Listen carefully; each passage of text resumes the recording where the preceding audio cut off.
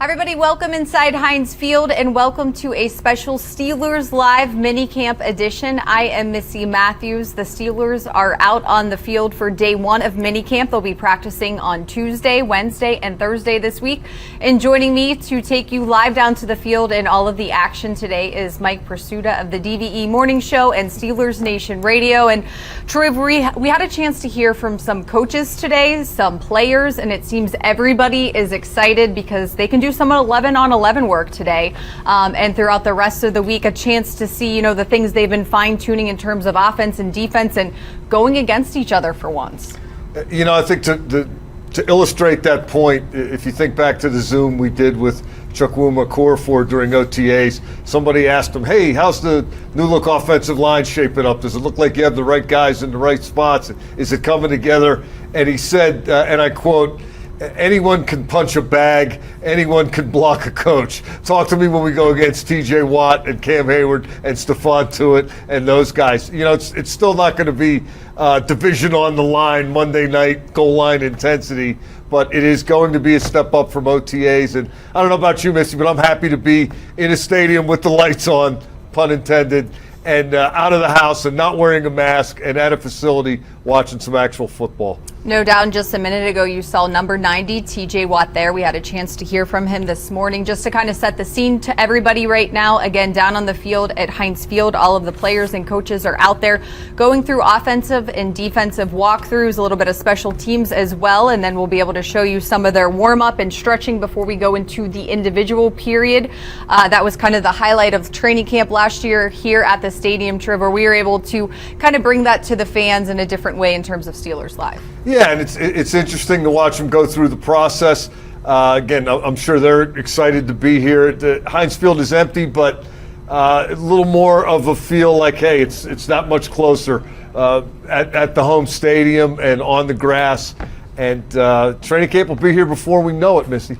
Yeah, and this is a little bit different. Normally, minicamp is held at the UPMC Rooney Sports Complex, so just taking a trip across the river for some guys, it might be their first chance to get into the stadium, maybe just to see where the locker rooms are, or where you park on game day, that kind of thing. That's always something that I think Coach Tomlin really likes to try to do to prepare people in terms of off the field stuff, not just the on the field. Yeah, and I think traditionally they've had an OTA over here. Now they're having minicamp over here, and I guess when we figure out when and where training camp is, when we know, you'll know. Absolutely. All right, we are going to be taking fan questions throughout our program, so you can use hashtag Steelers Live to submit those. We already have some great ones that we will get to, but as we mentioned, TJ Watt spoke to the media this morning. He wasn't here during OTAs, and of course, TJ was asked about, getting a new contract done and where things stood in terms of that, and he said, Mike, quote, with respect to the process, I'm not going to be talking about any contract stuff today. Kind of just shut it down immediately, but he did have a chance to talk about Devin Bush and what it will mean to have Devin back to this defense this year. Take a listen. Speed. I don't think you can talk about Devin Bush without talking about speed, quickness, and just his intensity. You look back at any of the highlights of our defense, and he's the first guy jumping around, congratulating guys, just being so happy, whether it's him or somebody else making a play. And part of that's just because he's the quickest guy out there, so he's the first to the ball more than anybody else. But just getting a guy like that, especially now, he's in his third year. He's going to know the defense like the back of his hand. He's going to be making calls, and just very excited to have him out there again and see him flying around. And Mike, we had a chance to hear from Devin Bush last week during OTAs, said he's about 80 to 90% right now. Thinks by training camp he'll be at 100%. That's kind of what Zach Banner had alluded to when he spoke to the media as well. He's obviously dealing with an injury himself, but also TJ, I think some of the other things we took away from what he said this morning was about Alex Highsmith now in his second year, his first offseason, but somebody who was able to step up as a rookie last year, and with the departure of Bud Dupree, going to have a major role for this defense. Yeah, I want to double back to Devin Bush for just a second. You mentioned he expects to be 100% by training camp. Not an insignificant declaration by Devin Bush. Also not insignificant that when asked if he can cover Jarvis Landry, he said yes, 100%. And when he was asked how much he wanted to play, in the 17-game schedule upcoming, coming off an injury. He said 100% of the defensive snaps. They might have to change his number from 55 to 100. Is that allowed now that, everybody can kind of change their number around? I think it's important to remember, Missy, that while the defense did not fall completely apart when Devin Bush got hurt in mid-October last year, in fact, it thrived for quite a while without him. That's not to say he wasn't missed, and that's not to say he's going to be a major infusion into that defense, particularly with Bud Dupree now gone, and as you just mentioned, Alex Highsmith having some very large shoes to fill going into his second year. Highsmith got his feet wet last year, and a lot more is going to be expected of him this year. Missy, I don't know that he's going to be Bud Dupree, what we saw last year, but he might be better than Bud Dupree the second year of Bud Dupree. I think all things considered, Alex Highsmith had a really impressive rookie year last year. And just to circle back on TJ Watt in terms of that contract, Mike, the Steelers, how they have operated is you have until the regular season starts, whether it is on a plane going to that game, minutes before to get that contract done. So, that is kind of the history of it. As we sit here today, it's June 15th. So there is still some time before the regular season kicks off. But I think we have heard from so many people. He looks really concerned about it, doesn't he? Well, I kind of like that, he let it go where it is. This is walkthrough. Maybe he's not too excited just yet, know? I think TJ Watt's kind of, he's ready for like backs on backers at training camp. That's what he's waiting for, right? Yeah, I'm kind of ready for that myself.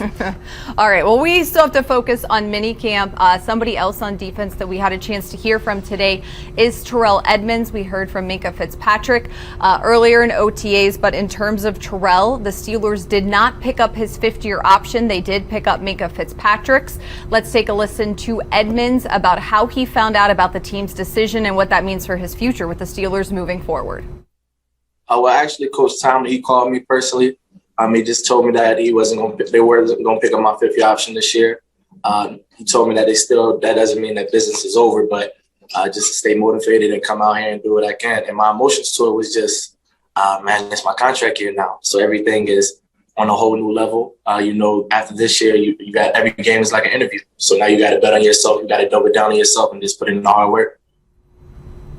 A good thing to hear that from Coach Tomlin, kind of to set the tone. That's usually how he operates, Mike, in terms of that. But the Steelers were in a unique situation, having 2 first-round draft picks that they could pick that fifth-year option up for. So obviously we know they did it with Minkah, not with Terrell. But as you heard from him there, it does not mean that things are over, but maybe a little bit more pressure in terms of what he has to prove, in terms of what he can contribute to this defense in 2021. Yeah, and not the only guy who's going to be interviewing for a job 17 times and then hopefully into the playoffs.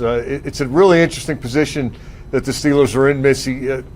It's not going to be the same kind of salary cap hell next year that it was this year, and the way the roster's been put together, Minkah Fitzpatrick's an obvious exception. There are some others, but not a ton of guys signed beyond this year. So it's time to put that final argument on tape and see what can be accomplished this year, and then see in which directions the Steelers try to go next year. I mean, if you're Terrell Edmonds, there's 2 ways you can go about this. You can sulk about it and complain, why didn't they pick up my option? I've done this, I've done that. Or you can say, hey, all right, that wasn't good enough. Let's see what I can do this season and see if that changes any minds. I think he's taking this the right way.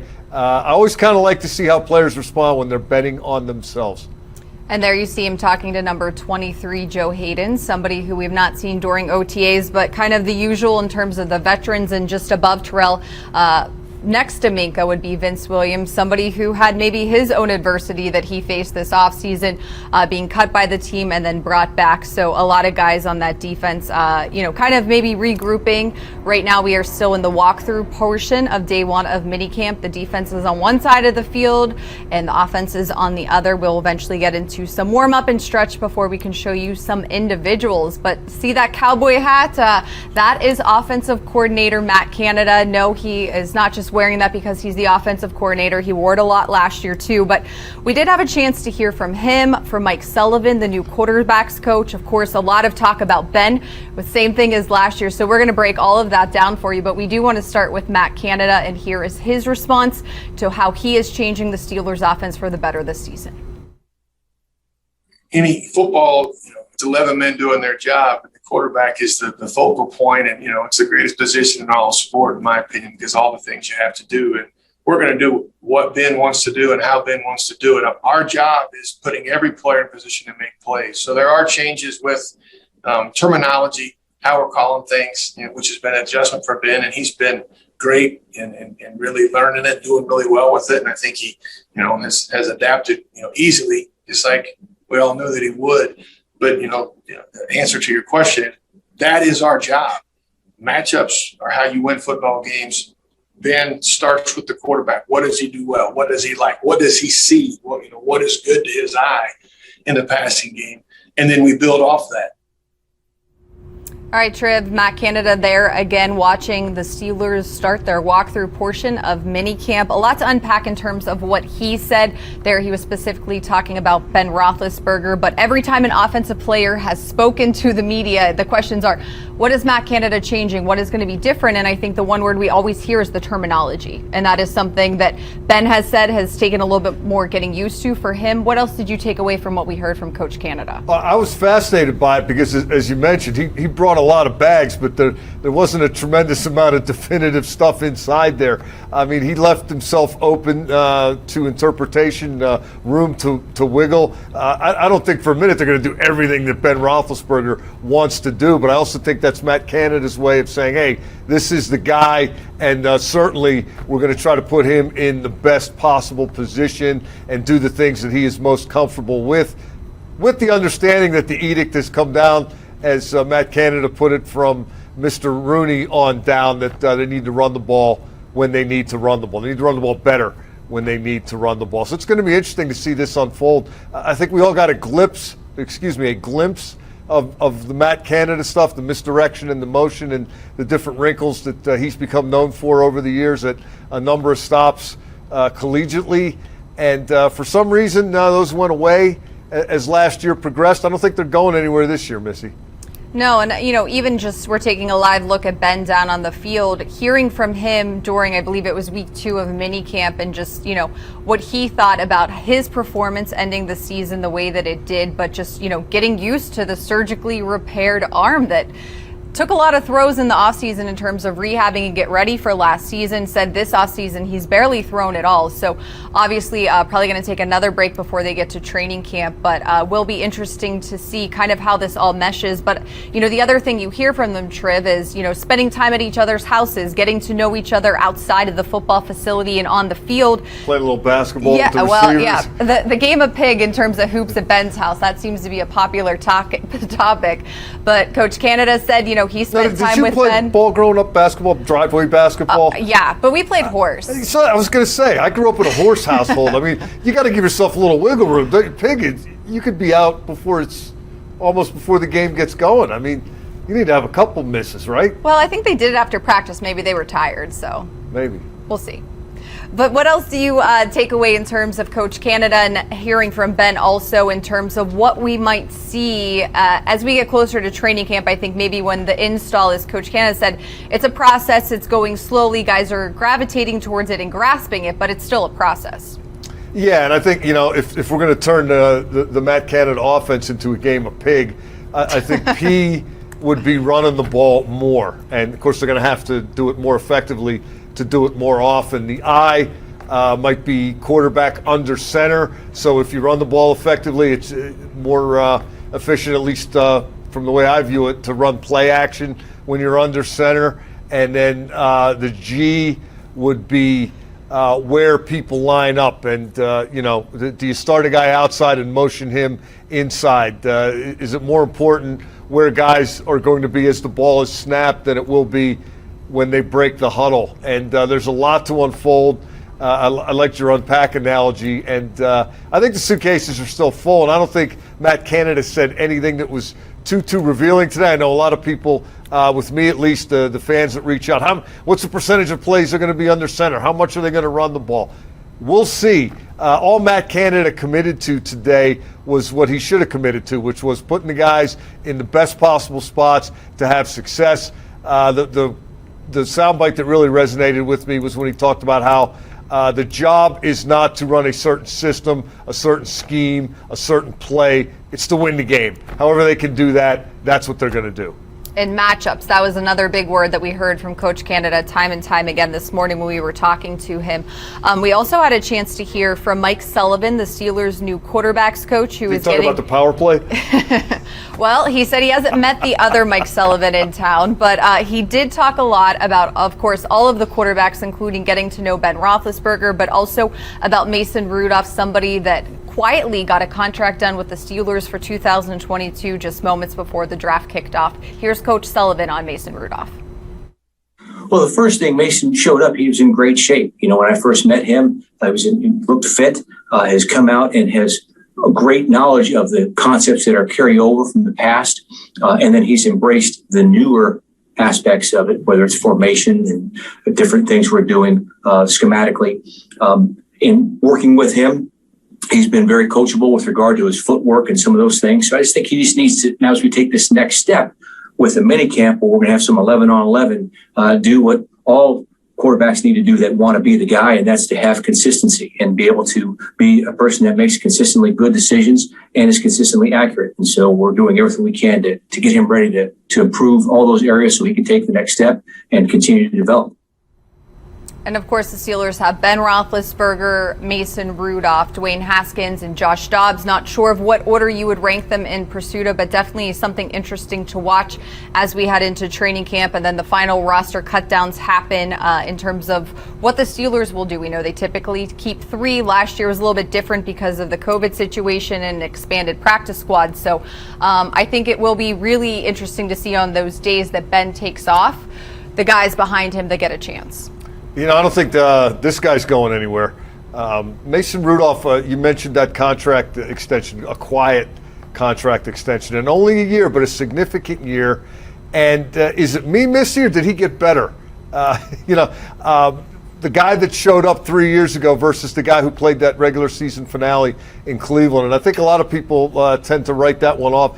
They didn't really care what was going on. They didn't play a lot of guys. To me, that makes it more impressive that Rudolph was able to do what he did in that game. And I think he certainly changed my perception of what his long-term potential might be. I'm not here to anoint him the successor to Ben Roethlisberger whenever that guy is needed or anything of that nature. But one of the things you don't usually see is guys getting more accurate at the NFL level. Usually when you come out of school, you can either throw the ball accurately or you cannot.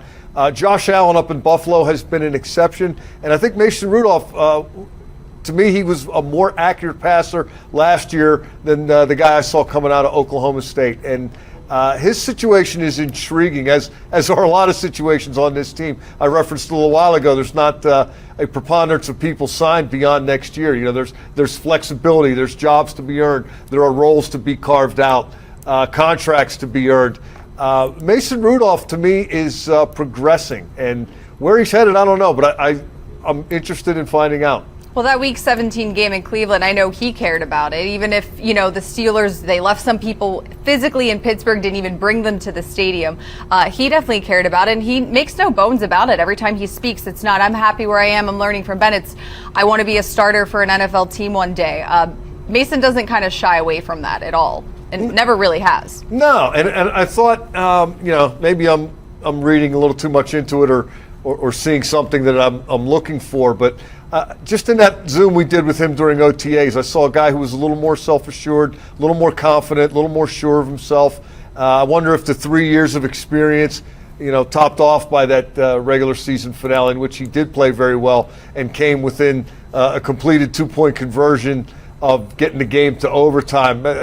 I think that's given him some bounce. I think the organization extending him has given him some bounce. And as Mason Rudolph himself pointed out, Missy, he's been hanging around watching Ben Roethlisberger from the front row for 3 years. That has to have been beneficial. No doubt. And I think also, Matt Canada as the quarterback's coach last season was beneficial to Mason Rudolph and his development. You hear so much about Kevin Dotson and what did Adrian Clem as the assistant offensive line coach. He works with the guys that aren't the starters and helping them. Matt Canada had a year of working with just Mason and focusing just on the quarterbacks. Obviously, he had some influence in terms of different things to bring to the offense. But, Mason hasn't always had just solely a quarterback's coach in his time with the Steelers. Even I remember his rookie year, most of his stuff was the virtual reality type stuff that, he's progressed in terms of just that as well. But I think, to wrap up Coach Canada, even Mike Sullivan, you're hearing from these guys, the physicality. It's not just, yes, we need to establish a run game and not finish last in the league, but everybody being physical, from the running backs, the offensive line, the wide receivers, and so much more. So we, of course, will be taking you down to the field, showing you as much as we can as we continue here on this special Steelers Live mini dancing portion of the festivities? Well, yes, there is some music playing. I'm sure some players, maybe got to pick the songs, which we can't hear as well in here, but I can hear the bass of the scoreboard for sure. They are now entering the warm-up stretch portion of day one of minicamp. No one's too upset just yet. Nothing has really happened yet other than walkthrough and this. They will eventually head over to individuals, and we'll take you to some of that as well. But as I said, we had a chance to ask for fan questions. You can still submit them now using hashtag Steelers Live. So let's put Prisuta on the hot seat and get to some of these. Carol's nice. She's always very nice on Twitter, so I don't think this is a mean one. Carol wants to know, Triv, what changes do you expect to see on offense, especially in terms of the running game? Just more aggressive. I expect it to be better. I don't expect that you draft Naji Harris and you end up last in the NFL in rushing as the Steelers did a year ago. But if you've been following along and listening to what the guys have said during OTAs and the Zooms, and again, I'll go back to Chukwuma Okorafor. He said last year was kind of slide in place. This year it's attack, attack, attack. Whether it's outside zone or whatever they're running, the idea is to be more aggressive, to get in people's faces, to get down the field. I think they're going to be more forceful in their approach to running the ball, and I think they're going to run it more often, and they're going to run it more successfully. All right, and they're cranking up the music as warm-ups continue here from Heinz Field. This one is from Peter. How big of an impact do you think Naji Harris will have on and off the field?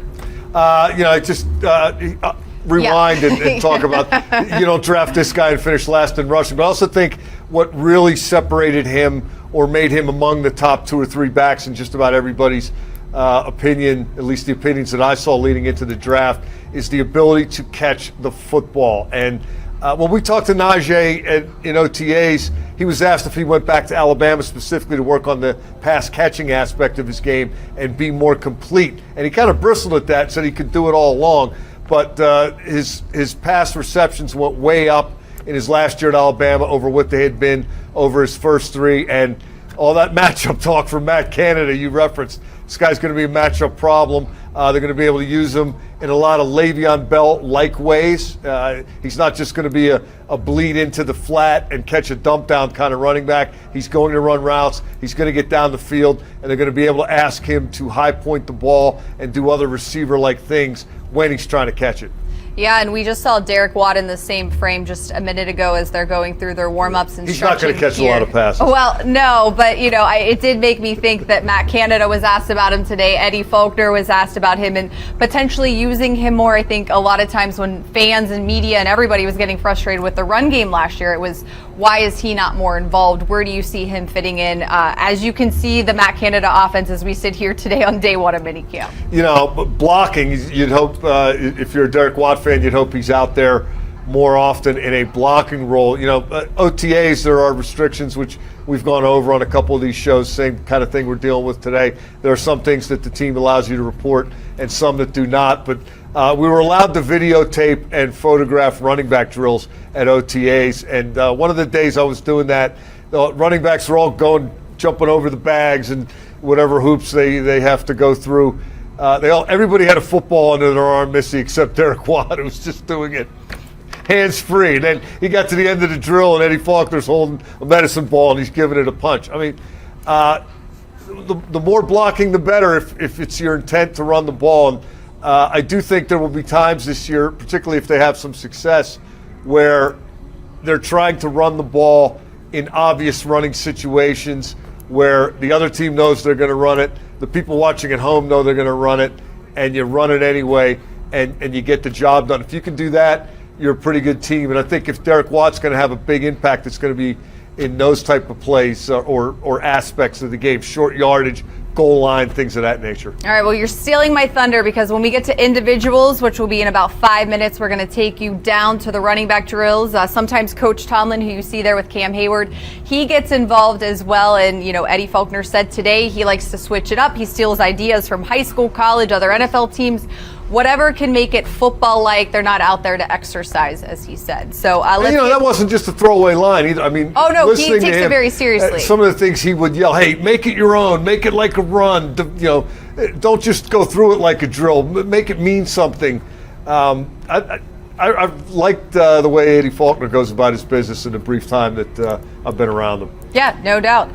And he has not lost sight over the fact that you don't always, as a running backs coach, get a 24th overall pick of a guy added to your room. We had a chance to talk to him after the draft for the Standard and said some great stuff just about the process and appreciating getting to teach and work with Naji Harris and getting to know him. But let's get to just if people aren't sure what Missi's talking about when she says the Standard is the Standard. You can find it on Steelers.com, the official Steelers mobile app. All right, I sound like a commercial here. Let's get to another fan question before individuals are set to begin. This one is from Heather. Too early prediction, but who's your surprise player to make the roster, Triv? Can I say Malik Hooker?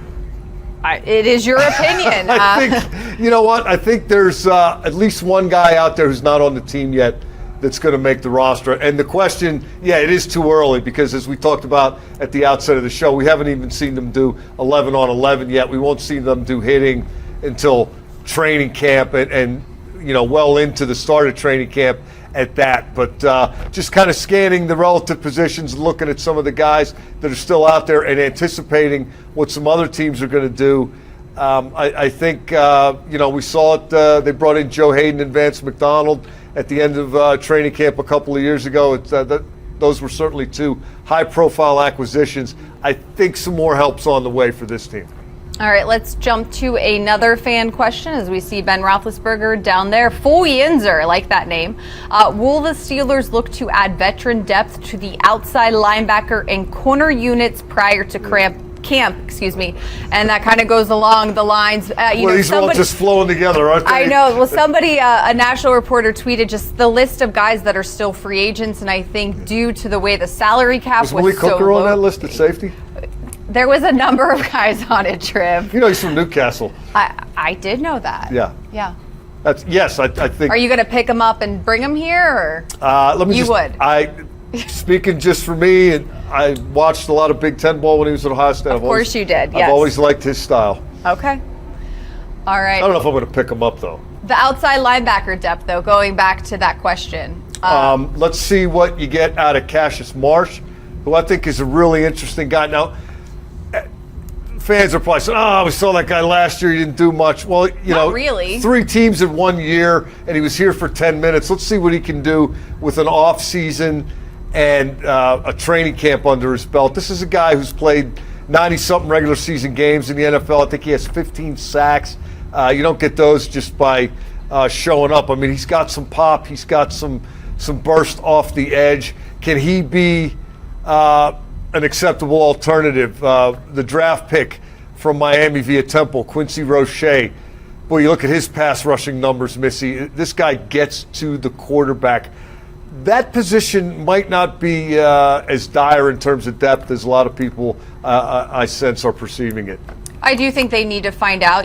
Bud and TJ did like to take a break every once in a while. That's how Alex Highsmith got those reps. And obviously Bud's not here, and Alex is just going into his second year with no real offseason last year. But we do now want to go back down to the field. I want to know where Coach Tomlin's going, because they are now starting to go across the field to the individual portion of practice, and I'm hoping it's towards the running backs. I don't know. I guess we'll see if he comes in the frame. But yep, we have a little mixture here.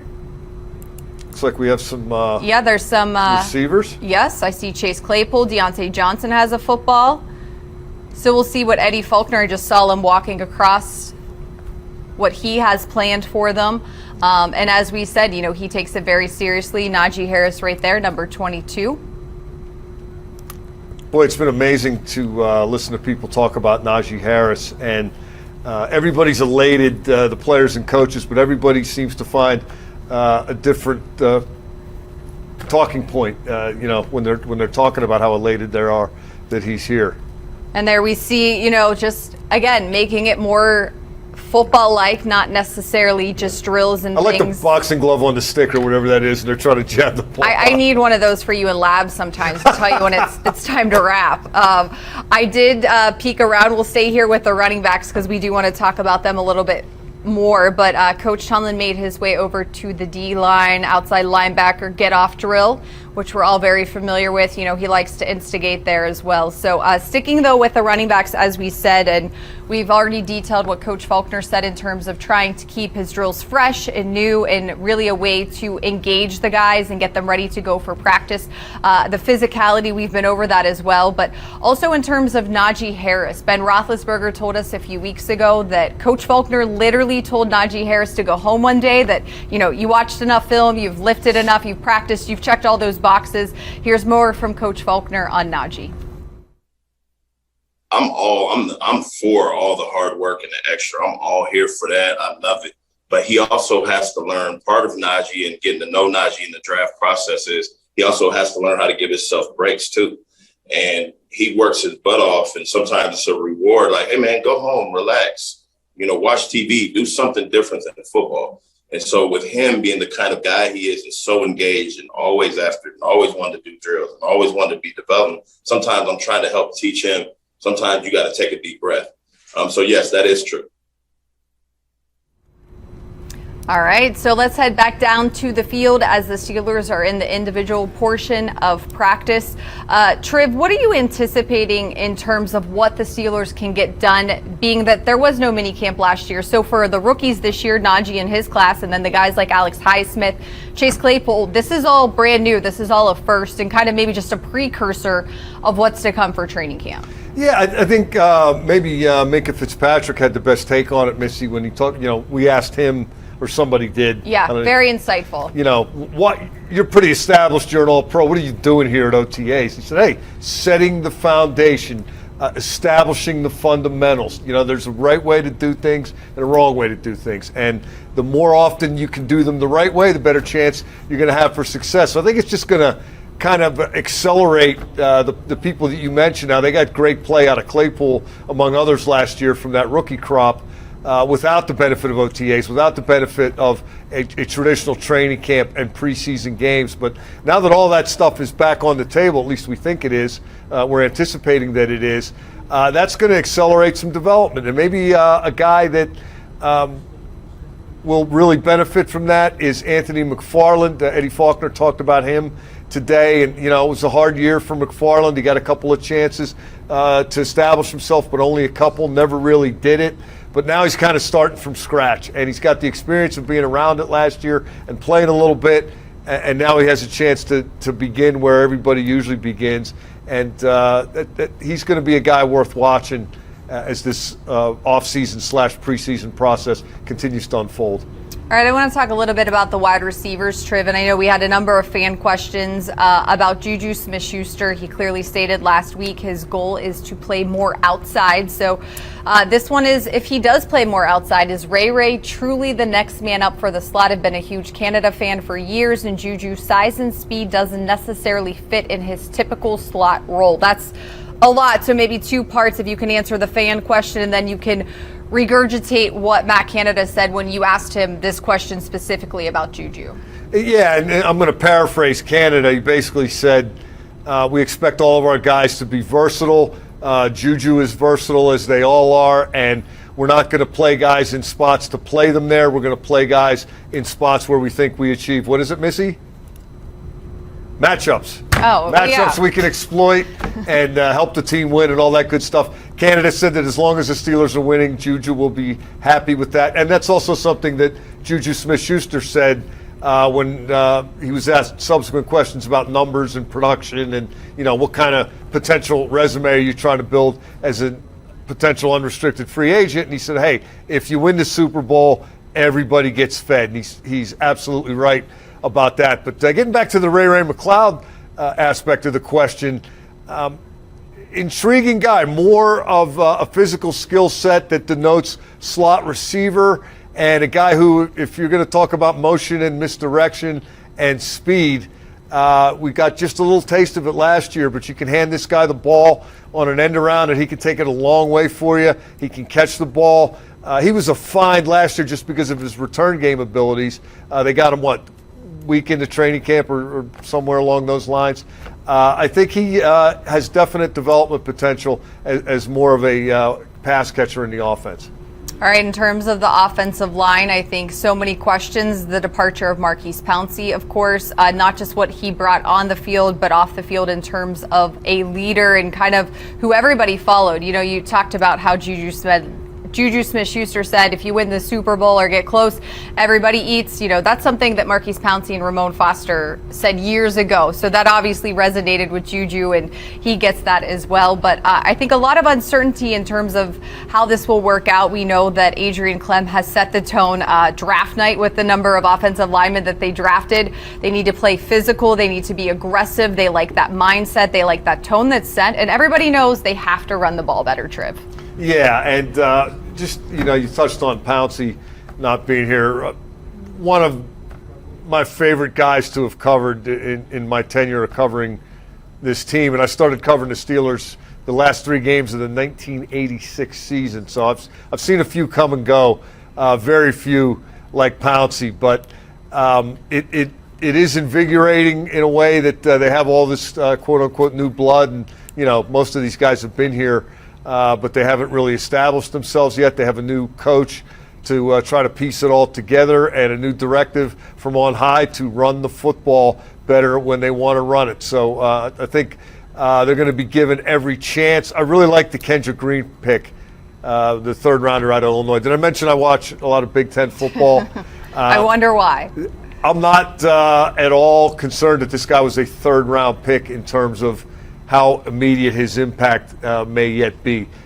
People would feel better about him if they took him in the 1st round, but if he starts, he starts.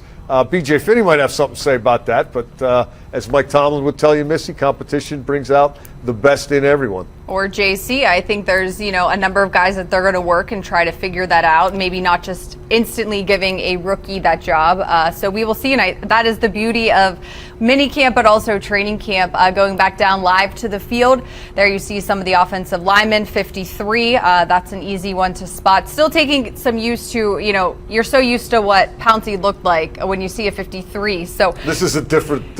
This is a different 53. Physical skill set, yeah. Yeah, for sure. But there you see Adrian Clem in the black shirt kind of leading the charge right there, working with the guys. As we said, we are still here in the individual portion of minicamp. Unfortunately, we won't be able to show all the good stuff, the 11-on-11 and whatnot, but we are happy that we're able to take fans down to the field and just get a little taste of football, because we all know how much we missed last offseason, even though maybe at times, you know, OTAs weren't always everybody's favorite, and they are voluntary for a reason, but I think after last year, we're all appreciative of what we're able to watch, do, and see on a daily basis. Yeah, well said, Missy. And even if the players aren't doing a whole lot, I think T.J. Watt was talking about this today, just the reestablishing, or in many cases fostering relationships, and starting to build that chemistry and camaraderie. And, you know, nobody ever won the Super Bowl during OTAs, but lately at least the team that won the Super Bowl always had some. So you got to start somewhere. Why not start here? All right, and you just saw Chuks Okorafor and Zach Banner doesn't have a jersey on, but he did have a helmet on. We've heard from him a bunch as well, and neither guy will say who's going to be playing where. Do you anticipate that will be a kind of wait-and-see type thing? No, I don't. Didn't Mike Tomlin say before the draft that well, but he also said, you know, it is what it is. He said it means absolutely nothing. Exactly. But I think he oversold it. again, you have to start somewhere. I think I agree. it means something. They didn't just pull a name out of the air and say, you're the starting left tackle, because it doesn't mean They anything. didn't play rock, paper, scissors? I think the starting point, again, this is just me looking at the tea leaves, and Sure. maybe I'm looking at 2 and 2 and getting 5 when I add them together. But I think you start it with the way you hope it will end up. Now, how committed you are to that depth chart, maybe those names are written in pencil, but somebody's first. Yeah.